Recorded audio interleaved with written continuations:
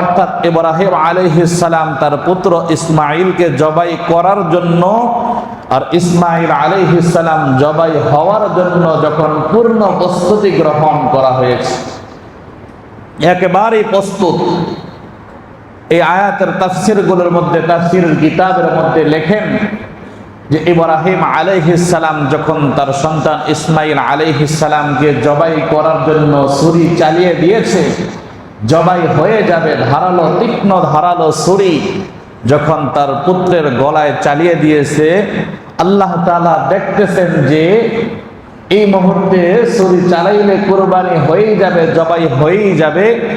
ওই মুহূর্তে আল্লাহ তাআলা হযরত জিবরাইল আলাইহিস সালামকে ডেকে বললেন, ও জিবরাইল, আমার দোস্ত, আমার বন্ধুরা পরীক্ষায় পাশ হয়ে গেছে, আমি ইসমাঈলের কুরবানি চাই না, বরঞ্চ জান্নাত থেকে একটি দুম্বা নিয়ে হাজির হয়ে যাও। বলেন না সুবহানাল্লাহ। আল্লাহ তাআলা কোরআনের সূরা সাফফাতের 107 নং আয়াতের মধ্যে বলেছেন, ওয়াফাদাইনাহু বিযিবহিন আযীম।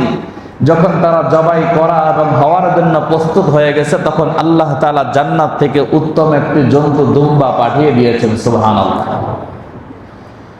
হযরত জিবরাইল আলাইহিস সালাম জান্নাত থেকে যখন দুম্বা নিয়ে উপস্থিত হলেন, এমন একটা মুহূর্ত, যেই মুহূর্ত বাবা ইব্রাহিম জবাই করবে, জবাই হয়ে যাবে, ইসমাঈল জবাই হয়ে যাবে, এমন একটা মুহূর্ত।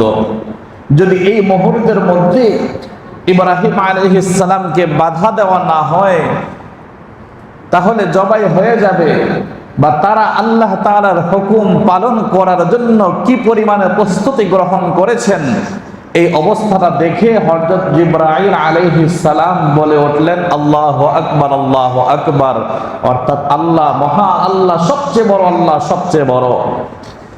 যখন জিবরাইল আলাইহিস সালাম এইভাবে তাকবীর বললেন, এতটুকু তাকবীর বলার পরে ইব্রাহিম আলাইহিস সালাম দেখলেন যে জিবরাইল আলাইহিস সালাম জান্নাত থেকে দুম্বা নিয়ে উপস্থিত, হাজির হয়ে গেছে।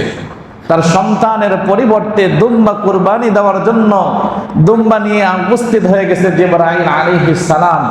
এটা দেখে ইব্রাহিম আলাইহিস সালাম বললেন কি, লা ইলাহা ইল্লাল্লাহু আল্লাহু আকবার, যে আল্লাহ ছাড়া কোনো ইলাহ নাই, আল্লাহ সবচেয়ে বড়, তার চেয়ে বড় কোনো ইলাহ হতে পারে না। ইব্রাহিম আলাইহিস সালাম যখন এই বাক্য বললেন, ইসমাঈল আলাইহিস সালাম অনুধাবন করতে পারলেন এখানে কি হচ্ছে, সেটা বুঝতে পারলেন। সেটা বোঝার পরে ইসমাঈল আলাইহিস সালাম সাথে সাথে পড়লেন, আল্লাহু আকবার ওয়ালিল্লাহিল হামদ, আল্লাহ সবচেয়ে বড়, সমস্ত প্রশংসা কার? আল্লাহ, আল্লাহর জন্য সমস্ত প্রশংসা।